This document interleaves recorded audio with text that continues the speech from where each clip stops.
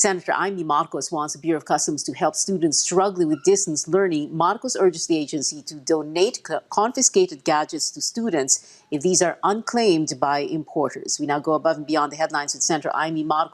Good evening, ma'am. Thank you for taking our call. Yes, thank you very much. And I hope the Bureau of Customs heeds our request that 29.5 tons, ang sabi nila. That was a report for August of cell phones, of storage, electrical gadgets for lack of documentation from NTC and the other regulatory boards. Sana i-donate na lang nila sa mga estudyante, mga teachers natin who are having the hardest time trying to comply with the online education requirements. Yeah. So it's our hope that 29.5 tons just in August alone? Well, that was just the August report. Last year, I remember there was 100 million in Clark from Hong Kong Dao, and then another 15 million worth second-hand naman from South Korea that was found in the airport in Naiya.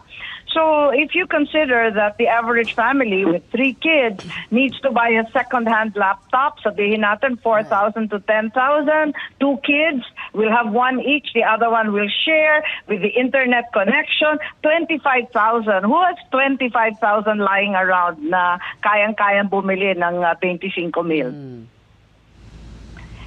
Right.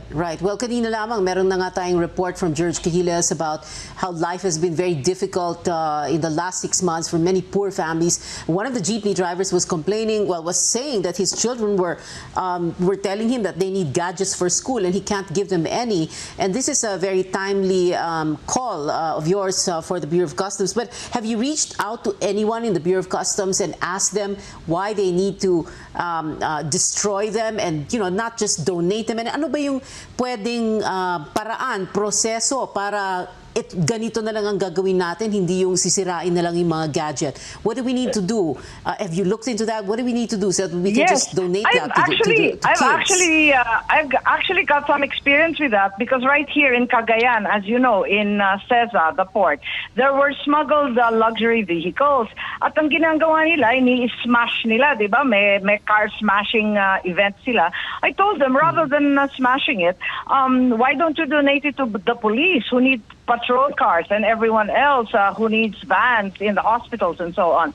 15 days, if a property is unclaimed or there is a notice of forfeiture, it's considered government property, and the government thereafter can do whatever it wants with it. So with the example of those vehicles that were donated, early on in this pandemic, I heard that chicken and shrimp and other delata, yung mga foodstuff, were rotting in Naiya and in some of the ports in the South Terminal. I was telling them, ipamigay na lang sa mga naghihirap and naghahanap ng pagkain. But at that point in time, they weren't quite ready to do that. So I think some of the food, the delata, naabutan. Ngayon naman, yung mga cell phones, because as you know, it's impossible for somebody who just lost his job, maghahanap siya ng trabaho. Paano siya maghahanap ng trabaho? Magbabantay pa yung asawa na 4 na oras minimum to educate the kids. And then the other parent needs to go out and look for work or go to work. It's extremely complicated. On top of that, you have additional light and kuryente bills. You have additional fan or even aircon because these gadgets require to be in a cool place. So, ang daming problema. Masalimuot talaga itong edukasyon natin.